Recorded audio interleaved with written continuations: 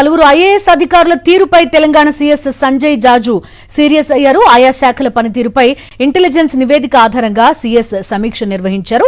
Welfare, లా, finance తో పాటు పలు శాఖాధిపతులపై సీఎస్ తీవ్ర అసంతృప్తి వ్యక్తం చేశారు. గ్రౌండ్ లో పథకాల అమలుపై అన్ని శాఖల అధికారులతో రివ్యూ చేశారు. పూర్తి సమాచారం అందిస్తారు మా కరెస్పాండెంట్ శేఖర్. శేఖర్, చెప్పండి.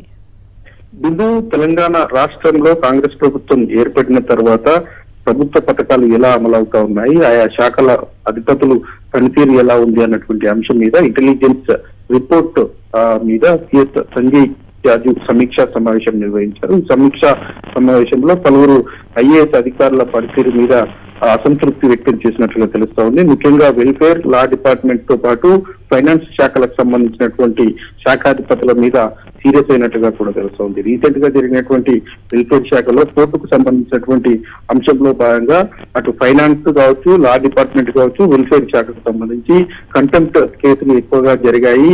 అధికారులంతా కూడా నిర్లక్ష్యంగా వ్యవహరించారు.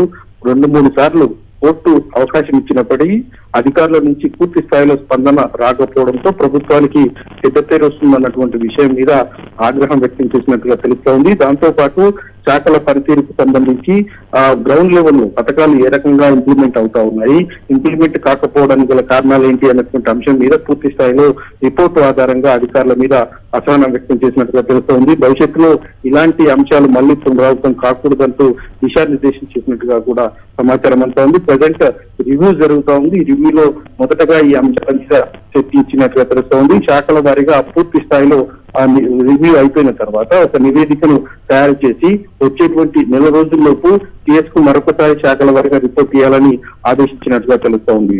Right Shekhar, thank you.